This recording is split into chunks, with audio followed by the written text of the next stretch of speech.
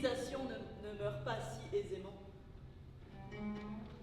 Il est bien vrai que nous sommes dans une période tragique, mais trop de gens confondent le tragique et le désespoir. C'est elle qui, dans l'hiver du monde, préparera le fruit. À l'est, pourtant, une bande bleue, délicate, transparente.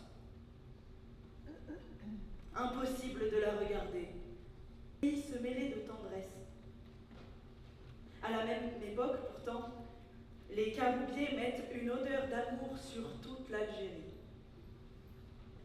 et fait lever en nous le seul amour vraiment viril en ce monde, périssable et généreux.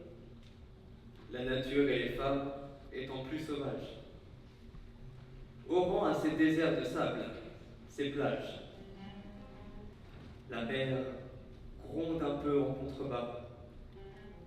Déjà pourtant, le soleil, le vent léger, la blancheur des asphodèles, le bleu cru du ciel, tout laisse imaginer l'été, la jeunesse dorée qui couvre alors la plage, les longues heures sur le sable et la douceur subite des soirs. L'air d'être les premiers du monde. La mer est outre-mer, la route couleur de sang caillé, la plage jaune. Passer les premières vagues encore noires et amères, c'est un être neuf qui fend l'eau, si lourde à portée de la nuit. Si je veux m'y rendre, le même ciel déversera encore sa cargaison de souffle et d'étoiles. L'élargissement continu du golfe jusqu'au sommet d'où la vue se perd dans une immensité.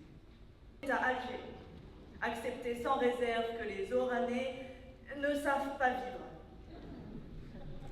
Le Central Sporting Club, rue du Fondouk, à Oran, donne une soirée pugilistique dont il affirme qu'elle sera appréciée par les vrais amateurs. En style clair, cela signifie que les boxeurs à l'affiche sont loin d'être des vedettes. Que quelques-uns d'entre eux montent sur le ring pour la première fois et, qu'en conséquence, on peut compter, sinon sur la science, du moins sur le cœur des adversaires. Un Oranais m'ayant électrisé sur la promesse formelle qu'il y aurait du sang, je me retrouve ce soir-là parmi les vrais amateurs. Et justement, le pick-up annonce Omar, le coriace Oranais qui n'a pas désarmé, contre Pérez, le puncher algérois. Un profane interpréterait mal les hurlements qui accueillent la présentation des boxeurs sur le ring. Il imaginerait quelques combats sensationnels où les boxeurs auraient à vider une querelle personnelle connue du public. Au vrai, c'est bien une querelle qu'il faut vider. Mais il s'agit de celle qui, depuis 100 ans, divise mortellement Alger et Oran. Avec un peu de recul dans les siècles, ces deux villes nord-africaines se seraient déjà saignées à blanc, comme le firent Pise et Florence en des temps plus heureux. Leur rivalité est d'autant plus forte qu'elle ne tient sans doute à rien. Ayant toutes les raisons de s'aimer, elles se détestent en proportion. Les Oranais accusent les Algérois de chiquer. Les Algérois laissent entendre que Patrick Blanche, les insidieux, coup bas, l'arbitre il a rien vu. Les optimistes.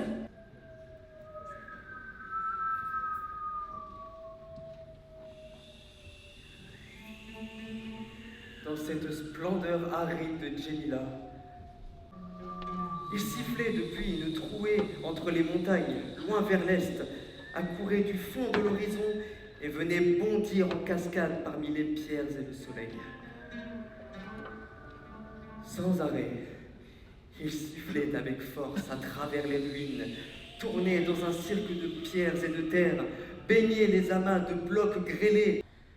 Le matin dans la montagne, avec sa chevelure rase ébouriffée de colchique, les sources glacées, l'ombre et le soleil, l'effort concentré de la marche, l'air dans les poumons comme un fer rouge ou un rasoir effilé, tout entier dans cette application et ce surpassement qui s'efforce à triompher de la pente.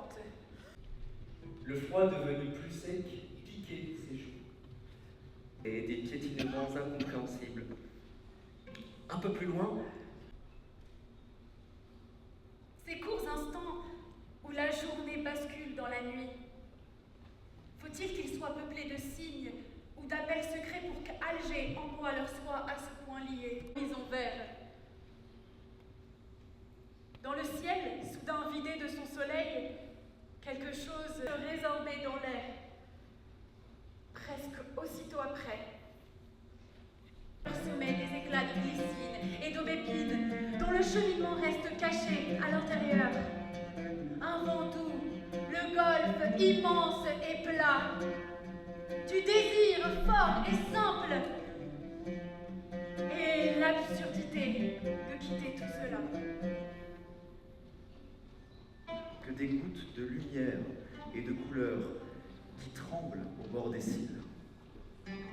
vous me croirez sans peine si je vous dis que j'ai mal à l'Algérie en ce moment, comme d'autres ont mal aux poumons. Je suis prêt à désespérer.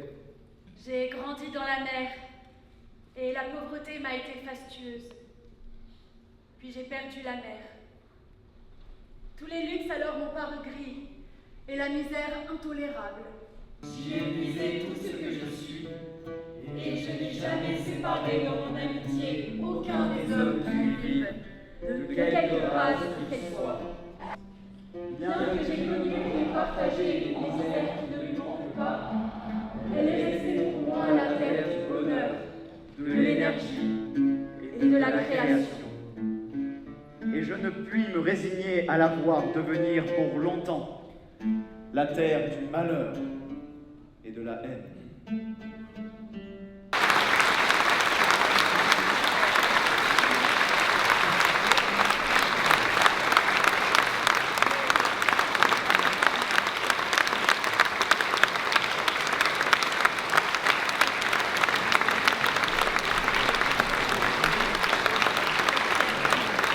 Les mots